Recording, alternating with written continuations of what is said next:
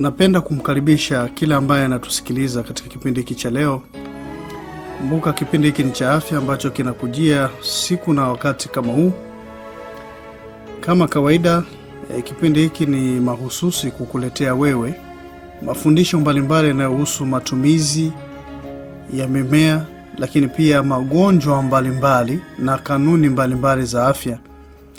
Vyote hivi unavipata kupitia kipindi hiki.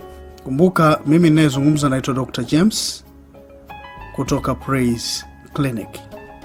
Na masomo haya yanakujia moja kwa moja kutoka kituo hiki cha sayansi ya tiba mbadala. Tuingie katika mada ya leo. Mada ya leo nilikuwa nimekuambia hapo awali kwamba leo hii tutaangalia sababu kuu 3 zinazopelekea matatizo ya upungufu wa nguvu za kiume kwa wanaume. Na kumbuka sasa hapa maana yake ni kwamba tuko kwenye afya ya uzazi, lakini tunaangalia masuala haya nyeti sana kwa wanaume. Manake wanaume linapokuja swala la nguvu za kiume si swala kama la masihara. Ni swala ambalo ni makini sana, ambalo linahitaji maelezo na mafafanuzi ya kutosha. Sasa imekuwepo shida baadhi ya wasikilizaji kuto kuelewa mambo ya kuzingatia katika kuelewa sababu zinazopelekea upungufu wa nguvu za kiume. Sababu zipo nyingi sana, lakini kwa sababu ya muda, lakini pia kumpa mtu fursa ya kuweza kudigest, yani kuelewa mambo haya, nimezichukua hizi 3. Alafu kadiri siku zinavyokwenda tutachukua sababu nyingine zinazopelekea upungufu wa nguvu za kiume kwa wanaume. Sababu ya kwanza inayopelekea wanaume kuwa na upungufu ni ugonjwa wa kisukari. Ugonjwa wa kisukari, yaani ile hali ya viwango vya sukari kuzidi katika damu. Sababu ya pili ni matatizo katika mfumo wa kati wa fahamu. Na sababu ya 3 ni matatizo yanayotokana na kujichua. Kwa sababu ya 3 tunaweza kusema ni masturbation. Asa maneno ambayo yanaweza kueleweka ni punyeto, au unaweza kusema mchezo wa kujichua, lakini kitaalamu tunaita masturbation. Na sasa nataka nianze na sababu ya kwanza. Sababu ya kwanza nimeeleza ni ugonjwa wa kisukari. Asa ni nadharia iliyozoeleka. Utasikia karibu sasa watu wengi wanafahamu kwamba kisukari kinasababisha upungufu wa nguvu za kiume. Lakini kinasababishaje? Nadhani hapo ndipo ambapo natamani tuweze kuangalia. Kisukari kinasababishaje upungufu wa nguvu za kiume? Hilo ndio jambo ambalo nataka tuliangalie. Kinachotokea katika ugonjwa wa sukari, yani mtu akishakuwa na kisukari, yani viwango vya glucose vimezidi kwenye damu. Sasa viwango hivi huwa vinaleta madhara kwenye kuta za mishipa midogo midogo, tunaita blood vessels, au unaweza kusema capillaries, ambazo hizi kazi yake ni kuweza kufanya zile neva ziweze kuwa bora, hasa katika miguu na sehemu mbalimbali. Kwa mfano, kwa upande wa sehemu nyingine za miguu, kunapokuwa kumetokea ile damage au madhara ya hizo neva, ndio utaona mtu miguu yake anaona kama vitu vinachoma, miguu inawaka moto, miguu inakufa ganzi. Na hatimaye inakwenda inapanda. Sasa kwa kadiri muda wote sukari inapoendelea kushamiri katika mwili wa mtu, inapelekea madhara katika swala zima la uyeyushaji wa chakula, na hivyo kusababisha mtu kupata vichefuchefu, kutapika, kuharisha na kuganda kwa choo. Sasa unaweza kuona kwamba kama inaweza kushambulia hivyo vimishipa vidogo vidogo ambavyo vina nourish zile nerves, ni wazi kwamba mwanaume anapata erectile dysfunction. Sasa erectile dysfunction ni ile hali ambayo kwamba uume wa mtu hausimami sawa sawa, lakini vile vile mwanaume huyu kuweza kuenda mishindo miwili katika suala zima la tendo la ndoa inakuwa haiwezekani. Kwa hicho ndicho ambacho kisukari kinaweza kusababisha. Lakini kitu kingine, kisukari huwa kinaleta kitu tunaita cardiovascular disease, yani matatizo ya moyo.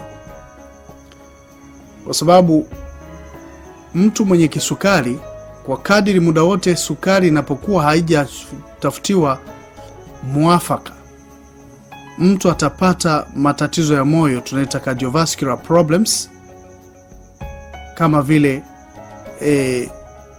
coronary artery disease, ambayo hii ni yale maumivu ambayo anayapata mtu kwenye kifua makali sana, tunaita angina.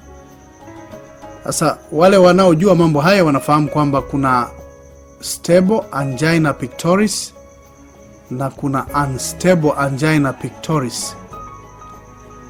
Sasa hapo kuna mambo kadha wa kadha kama vile heart attack, shambulio la moyo, kiharusi, lakini pia kule kukakamaa kwa mishipa ya artery, tunaita atherosclerosis.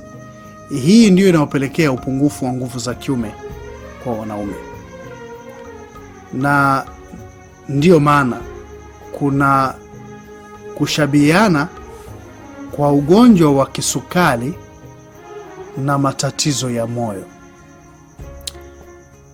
Mara nyingi tunasema kwamba yale matatizo ya moyo yanakuwa yamesababishwa na kuzidi kwa sukari katika damu, na hii ndio inayopelekea matatizo katika mfumo wa uzazi wa mwanaume, na mwanaume anapungukiwa nguvu za kiume. Na tunafahamu mtu ambaye ana kisukari akipungua nguvu za kiume huwa inazimisha kabisa. Mwanzoni inaanza utani, lakini baadaye inazimisha kabisa. Lakini kwa faida ya wasikilizaji wangu niseme tu kwamba mtu mwenye kisukari pia anapata madhara katika figo zake, na hii tunaita neuropathy, kwa sababu katika figo kuna mamilioni ya vijimishipa vidogo vidogo ambavyo tunaita blood vessel clusters, ambavyo vinachuja kutoka katika damu vitu visivyofaa. Sasa mtu mwenye kisukari anapata madhara kwenye hii filtering system, yani mfumo huu unaochuja ambao ni very delicate, yani ni tete kweli kweli. Na sasa vikishajeruhiwa hivyo vinapelekea madhara katika figo, na mwanzoni mtu huyu anaweza kutibiwa, lakini akifanya mchezo baadaye inakuwa haiwezekani kabisa kutibiwa. Kwa hiyo hii itahitaji kama mtu hajatibiwa, yani imeshindikana kutibiwa, manake huyu mtu atahitaji kidney transplant, yani figo ya bandia. Hiyo nimeona niiseme, nisiifiche. Lakini unajua ukishakuwa na matatizo kwenye figo, si rahisi kuweza kuwa na afya ya kiumeni iliyotimamu, kwa sababu ya ile close proximity ya viungo vya uzazi na njia ya mkojo, yani ile urinary tract. Kuna ukaribu wa hali ya juu sana, kwa hiyo bado usalama unakuwa ni mdogo. Kwa hiyo ni sababu ya kwanza inayopelekea upungufu wa nguvu za kiume kwa wanaume. Sasa kabla sijaenda katika sababu ya pili, ninakukumbusha namba. Nafanya kwa maksudi kwa sababu inawezekana yupo mtu ambaye ana matatizo ya kisukari na amekata tamaa, kwa sababu tayari amekushasadikishwa kwamba huwezi kupona ugonjwa wa kisukari. Mimi nakubali. Kisukari type 1, yani diabetes type 1, ambayo hii ni insulin dependent. Hii kwa kweli kutibiwa haiwezekani. Hii labda uweze kucontrol tu, na bahati nzuri kituo chetu ndicho ambacho kinaweza kikatoa elimu iliyo bora ya namna ya kucontrol sukari kwa mtu. Ale nini, anywe nini, lakini mtindo wake wa maisha kwa ujumla afanye nini. Fika katika vituo vyetu, tutakusaidia. Kumbuka tunapatikana Sinza Makaburini. Pale utapata ushauri wa namna ya kuweza control sukari. Lakini wale ambao wana kisukari aina ya pili, hawa wote matibabu yapo. Kisukari hiki tunaita insulin resistance, kwamba insulin inazalishwa lakini mwili hautaki kuitumia, au inazalishwa katika kiwango kidogo. Lakini kwenye type 1 kongosho linakuwa limekufa, zile beta cells. Sasa hapo kwa kweli kazi yake inakuwa ni kubwa. Niseme tu kwamba siwezi kukuambia kwamba Praise Clinic wanatibu kisukari aina ya kwanza, lakini hii aina ya pili tunatibu kisukari cha namna hii. Kwa hivyo huyu wa kwanza tutampa ushauri namna ya kucontrol sukari. Huyu wa pili atapewa utaratibu wa control sukari, lakini pia atapewa na matibabu. Kwa hiyo huyu atapata vyote. Nambari za simu za kupiga ni 0715 11 66 15, 0715 11 66 15, lakini vile vile nambari ya 0767 66 66 50, 0767 66 66 50. Hizo ndizo namba ambazo utapiga wewe ambaye unapenda kufika katika vituo vyetu. Kumbuka vituo hivi vinakuwa wazi kuanzia saa 2 asubuhi mpaka saa 2 ya usiku. Kwa hiyo unanisikiliza, kama upo jirani na vituo hivi, hauko mbali, unaona fursa ipo ya kwenda, fanya ima sasa hivi, fika katika vituo vyetu kwa ajili ya kupata mashauri.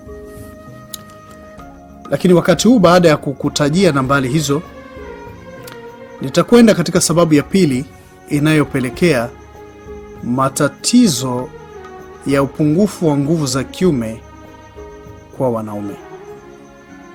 Sababu ya pili nimesema ni matatizo katika mfumo wa kati wa fahamu kwa wanaume.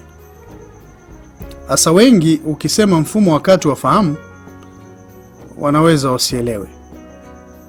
Mfumo wa kati wa fahamu, neno lililotumika katika lugha ya kitaalamu tunasema Central Nervous System, CNS. Kwa hiyo kidaktari ukiona imeandikwa CNS, maana yake kirefu chake ni Central Nervous System. Na hapa unaposema mfumo wa kati wa fahamu, maana yake unahusisha ubongo na uti wa mgongo na maeneo yanayozunguka, na zile nerve cells, yani cells ambazo zinatawala matendo ya hiari na yasiyo ya hiari, tunasema voluntary and involuntary movements,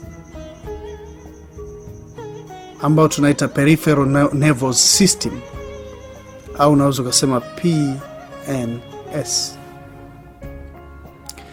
Sasa kwa bahati mbaya, mfumo huu wakati wa fahamu tunauhitaji katika mambo mengi kweli kweli. Unasaidia mambo mengi. Baadhi ya hayo ni kuona, kusikia, kuonja ladha, kunusa, kuhisi, ile tunaita sensation. Haya, utendaji unaohusu matendo yaliyo ya hiari na sio ya hiari, kama kule kutembea, mtu kukaa wima namna hiyo, umesimama na miguu miwili tu uko wima. Lakini pia coordination yani namna ya utendaji wa mwili kwa ujumla. Sasa mfumo wa fahamu ndio unao regulate matendo ya mifumo pia mingine ya mwili, kama blood flow, yani mtiririko wa damu. Sasa tunafahamu ili mwanaume uume wake uweze kusimama sawa sawa, basi suala hili la blood flow, yani namna ya mtiririko wa damu, linahusika sana. Lazima iende ya kutosha ili kuhakikisha kwamba mwanaume huyu uume wake unasimama sawa sawa. Hata yale mawasiliano yenyewe kufika katika eneo la kiumeni yatategemea sana hii. Sasa kinacho control ni mfumo wa fahamu. Lakini pia blood pressure, msukumo wa damu, bado unategemea mfumo wakati wa fahamu. Lakini pia uwezo wa kufikiri, tunasema the ability to think and reason, uwezo wa kufikiri na kupambanua, yani upambanuzi. Sasa haya yote yanahusika kwenye tendo la ndoa, kwa sababu katika tendo la ndoa unatazama, unatafakari, alafu vile vitu huko ndani vinatakiwa vifike eneo husika, yani la kiumeni, kwa sababu hiyo ndio inafanya mtu aweze kuwa conscious, aweze kuwa na kumbukumbu. Tunajua watu wengine ili aweze kusisimuka wakati wa tendo la ndoa anatakiwa kupata zile erotic memories, na kuna mambo mengi sana yako humo ndani. Sasa kwa bahati mbaya mfumo huu huwa unapata matatizo, na matatizo yoyote ambayo yanaweza kukabili mfumo wakati wa fahamu yanapelekea kasoro kubwa sana katika mwili wa mtu, lakini kubwa zaidi ni matatizo ya upungufu wa nguvu za kiume kwa wanaume. Sasa kwa nafasi hii labda nifafanue, tunaposema upungufu wa nguvu za kiume tunamaanisha nini? Upungufu wa nguvu za kiume unaweza kumaanisha kwamba mtu anaposhiriki tendo la ndoa, yani mwanaume, tunaamini hawezi kushiriki peke yake, anakuwa na mwenzi wake, yani mkewe. Sasa ili kuweza kufurahia tendo, manake pande zote mbili zinahitaji kusikia radha ya kile kitu ambacho kinafanyika mahali pale. Na kwa bahati mbaya aliye kiongozi wa mchakato huu ni mwanaume. Ndiye anayeanzisha mchakato, ndiye anayetawala kila kitu kinachofanyika wakati wa tendo la ndoa ili kuhakikisha mambo yanakwenda sawa sawa. Huo ni ukweli usiofichika.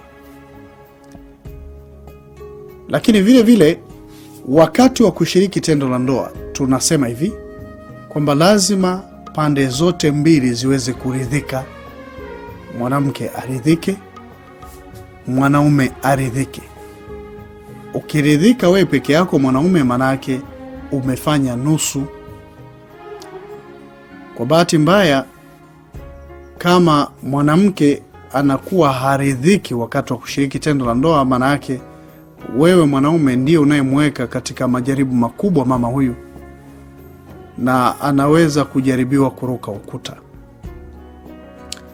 Lakini madhara yake ni makubwa, kwa sababu ikishafika hapo manake tunahatarisha mahusiano ya kindoa, manake ndoa inaweza ikavunjika.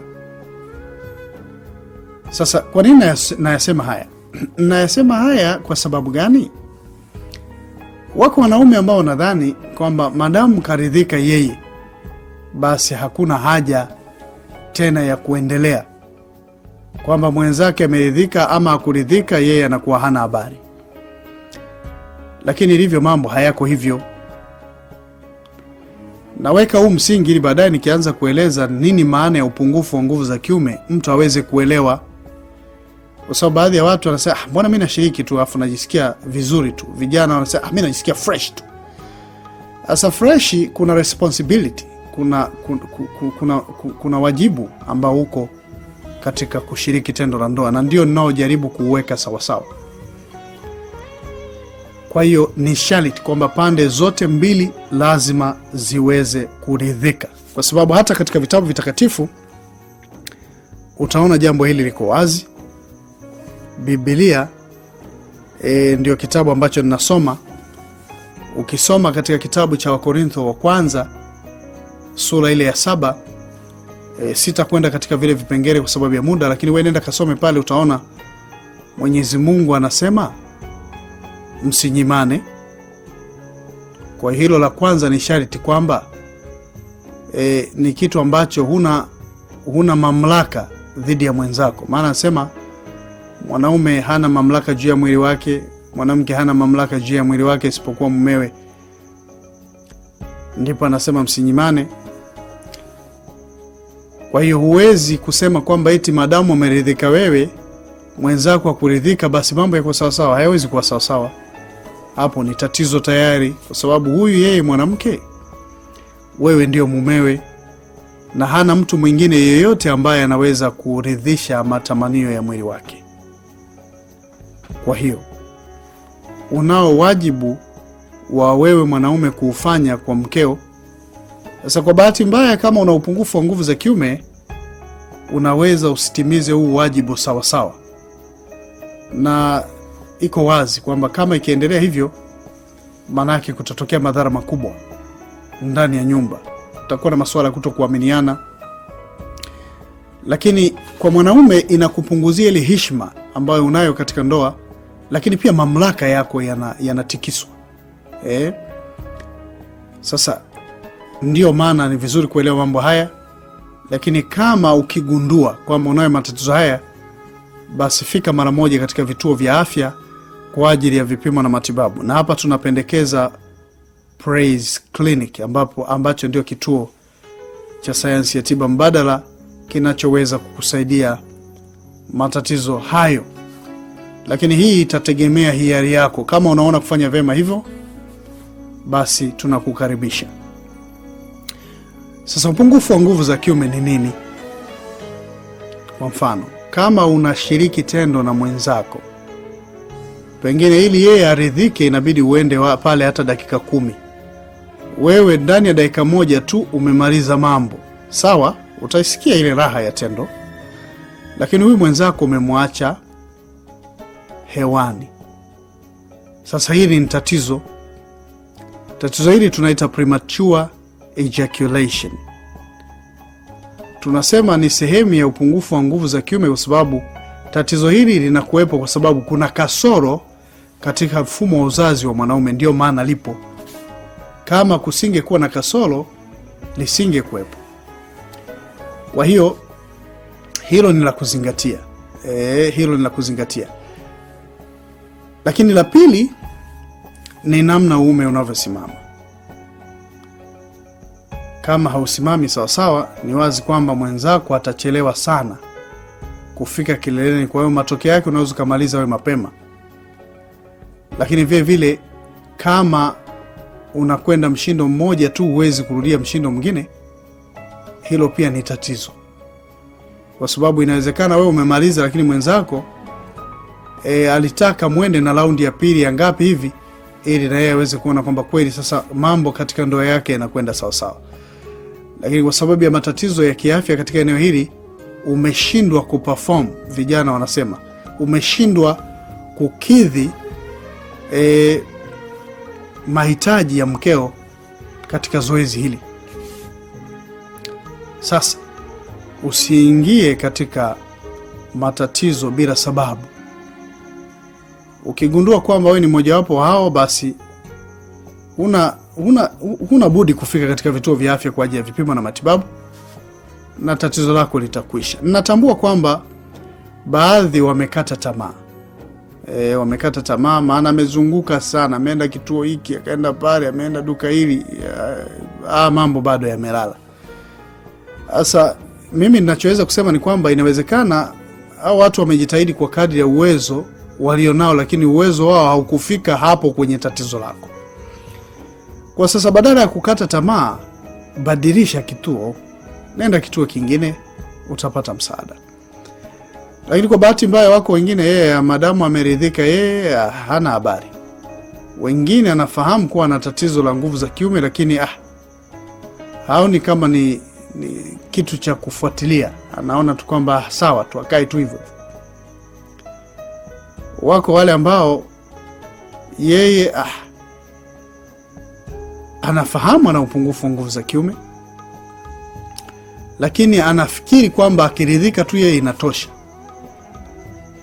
Sasa shida nyingine ya upungufu wa nguvu za kiume ni pale ambapo mtu anakuwa hana hamu ya tendo la ndoa. Mwenzako anahitaji, wewe mwili hata kusisimka usisimki. Kwa hiyo unamwacha mwenzako na njaa, tena ni njaa kali. Hilo pia ni tatizo. Kwa hiyo hayo ndio au niseme hiyo ndio definition. Tunaposema upungufu wa nguvu za kiume, mara nyingi naangalia maeneo hayo. Kwa hiyo sasa katika swala hili la matatizo katika mfumo wakati wa fahamu, ndipo mambo haya yanatokea. Kwa mfano, kunapotokea matatizo ya supply ya damu ambayo tunaita vascular disorder, mfumo wakati wa fahamu unaweza kupata shida. Lakini pia unaweza kuwa ni majeraha, mtu alipata ajali, au hasa katika uti wa mgongo, au ameshambuliwa na vimelea wa magonjwa. Kwa bahati mbaya wengine alizaliwa hivyo toka utotoni tu kwa matatizo hivyo.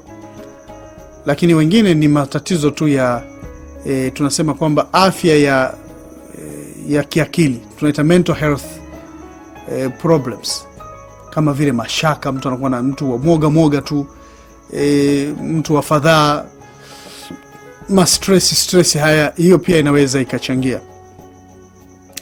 Lakini sumu pia, exposure to toxins, yani mtu anaweza labda mazingira yanayofanyia kazi yana sumu, na sumu ambazo zinafanya fujo sana katika mfumo wakati wa fahamu ni kama carbon monoxide au arsenic, lakini pia lead. Hizi zote ni sumu. Hivi vyote vinaweza kupelekea kasoro katika mfumo wakati wa fahamu. Lakini kuna mengine madogo yanaweza kupelekea. Mimi nimetaja yale makubwa. Nimetaja habari ya infection, maambukizi kwenye ubongo au kwenye ile membrane, ile sehemu inayozunguka ubongo na eneo la uti wa mgongo. Hasa homa ya uti wa mgongo pia inaingia hapo katikati. Sasa hao wote watapata upungufu wa nguvu za kiume. Kwa sasa kwa msingi huu utaona kwamba upungufu wa nguvu za kiume, matibabu yake yatazingatia ni wapi pameleta kasoro. Kwa hivyo wewe ndugu yangu unayekunywa tu dawa barabarani humo bila kupima, sidhani kama hiyo ni njia ya busara ya kushughulika na matatizo yako, ambayo kweli matatizo ya msingi, kwa sababu yanagusa heshima yako ya ndoa, lakini pia furaha yako. Huhitaji kuzunguka tu hivi. Mambo haya yanahitaji taaruma.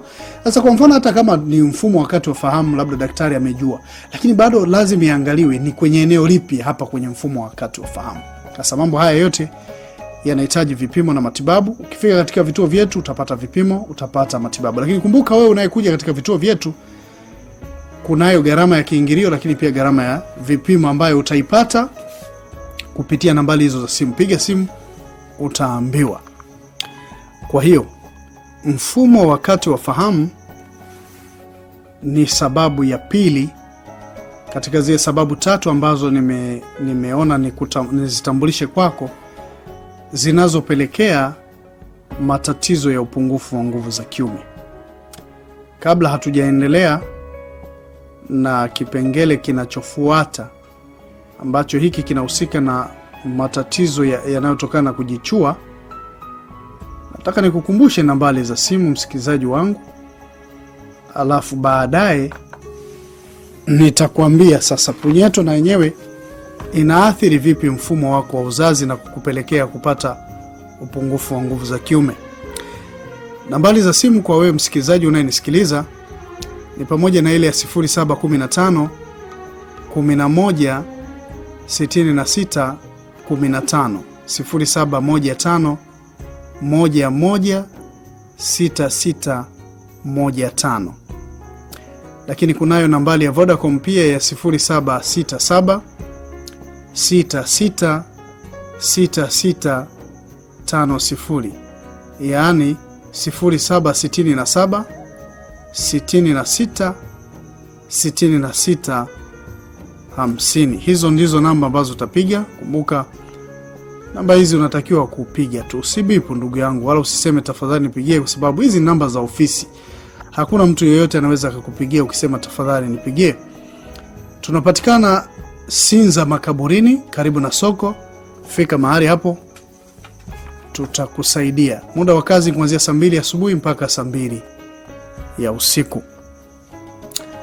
Naam, sasa kwa sababu ya muda nadhani nitakukumbusha habari ya bidhaa ambazo tuna supply katika vituo vyetu hapo baadaye, lakini kwa sasa hebu tuende katika madhara yanayotokana na kujichua.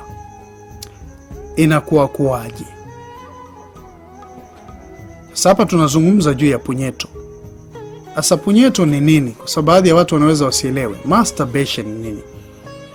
Masturbation ni kile kitendo cha mtu kuchezea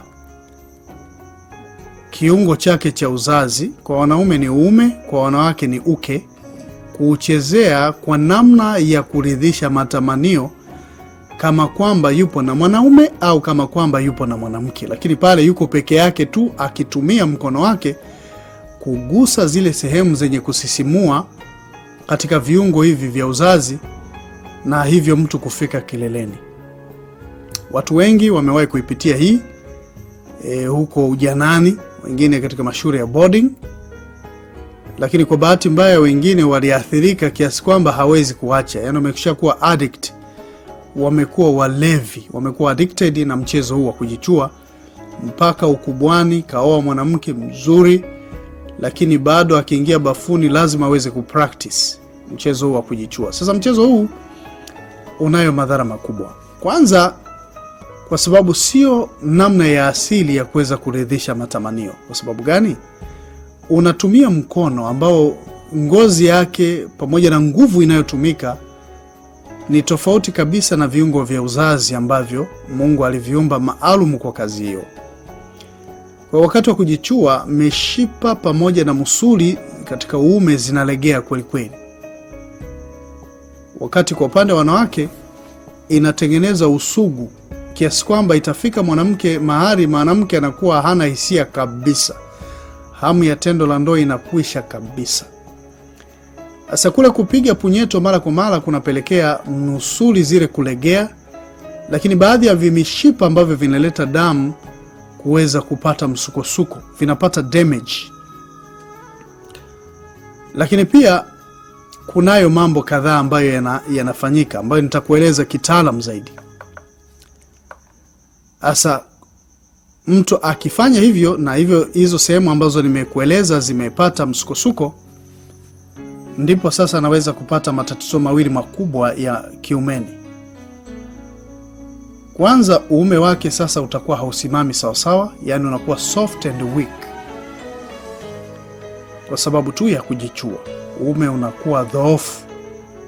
Wakati wa kushiriki tendo la ndoa lazima mkono umsaidie kuweza kumfikisha mahali ambapo anahitaji kufika. Manake vinginevyo imeregea kiasi kwamba kama mkono usipofanya kazi yake sawa sawa, mtu anaweza kushindwa kupenetrate, yani kupenya katika eneo ambalo anahitaji kupita.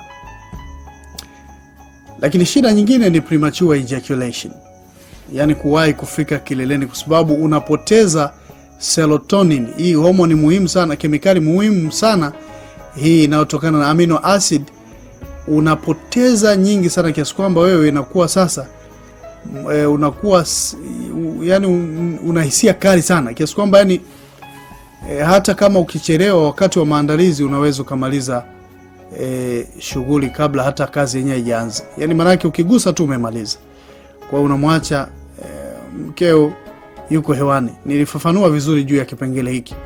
Hamu ya tendo la ndoa inapotea, lakini suala la mtu kurudia mishindo miwili inakuwa kazi, kwa sababu unakuwa umeshapoteza sana viwango vya homoni ya testosterone, lakini vile vile umesababisha mabadiliko makubwa sana katika mfumo wako wa uzazi wewe mwanaume.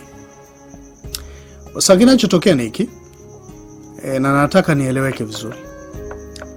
upigaji punyeto au tunasema kwamba ile frequent masturbation, kule kupiga punyeto mara kwa mara na kuejaculate, yani kutokeza zile mbegu, kunasisimua sehemu ya fahamu ya kiumeni ambayo tunaita acetylcholine parasympathetic.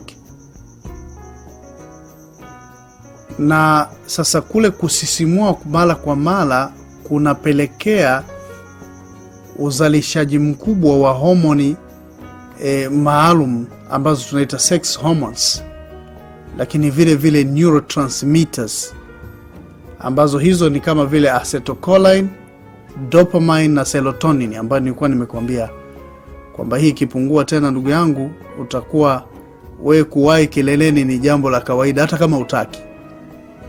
Kumbuka mambo haya yanayozungumza sio kwa ajili ya kumtisha au kumbeza mtu ambaye anapiga punyeto. Ni kwamba michezo hii unaweza kuwa iliingia kwa bahati mbaya, au rafiki yako ambaye hana akili alikufundisha.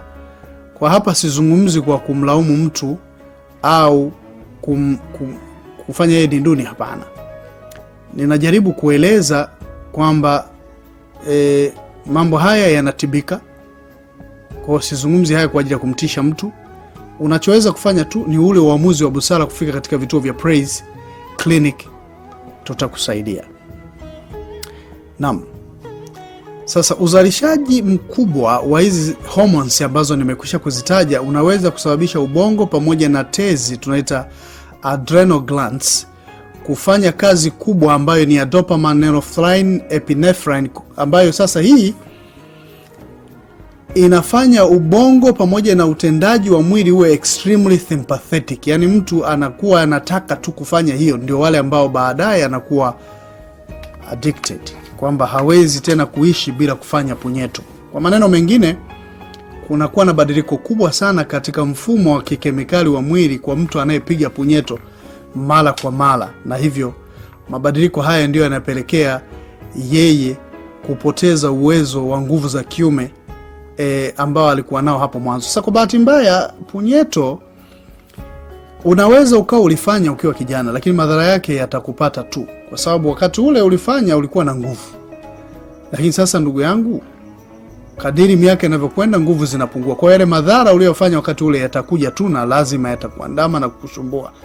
Na ndio maana watu wengi ambao wamepungukiwa nguvu za kiume, ukiangalia kihistoria, walishawahi kufanya punyeto. Lakini wengine hawajawahi kufanya punyeto, wana upungufu wa nguvu za kiume. Hao sasa wataanguka katika yale makundi niliyoyataja na mengine ambayo sikuyataja. Sasa utajuaje kwamba umedhurika wewe unayepiga punyeto, hata kama hujaanza kuona hasa upungufu wenyewe?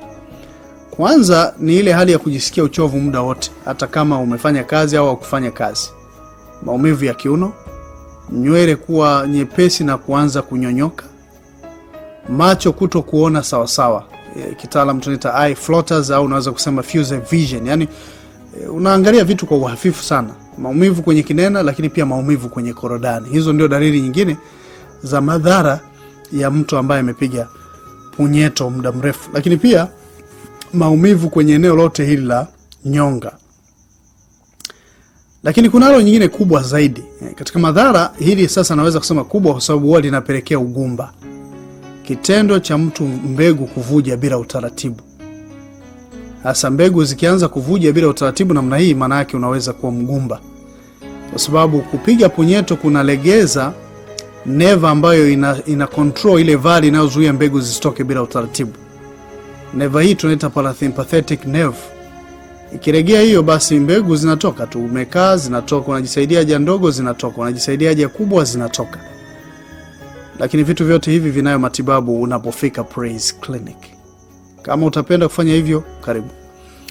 Na baada ya kueleza hayo, sasa naona muda wangu unakimbia kweli kweli.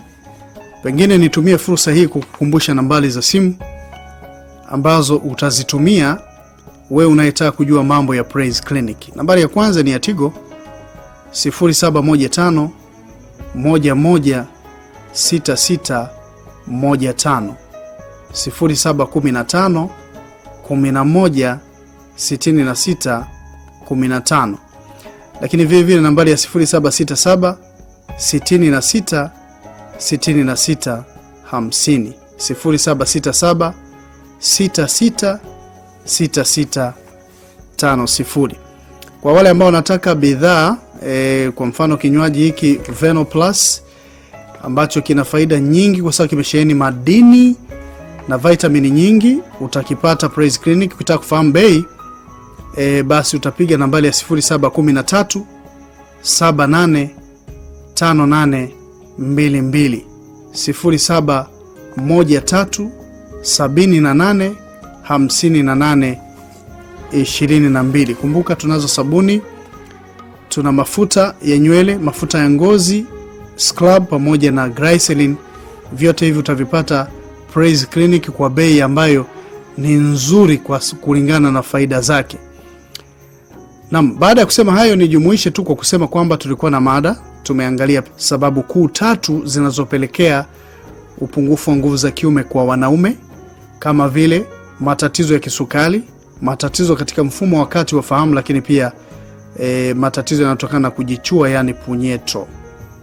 Baada ya kueleza hayo niseme tu kwamba wale ambao wanataka kuwasiliana mimi moja kwa moja basi wapige nambari ya simu 0713 78 58 22, 0713 78 58 22. Hiyo ni namba yangu. Nikitoka tu hapa studio nipigie. Kutoka hapa studio mimi sina la ziada. Naitwa Dr. Silas James au unaweza kuniita Dr. James kutoka Praise Clinic, kituo kinachopatikana Sinza Makaburini. Ni kuage kwa kutakia usikilizaji mwema wa vipindi vinavyoendelea. Bye bye.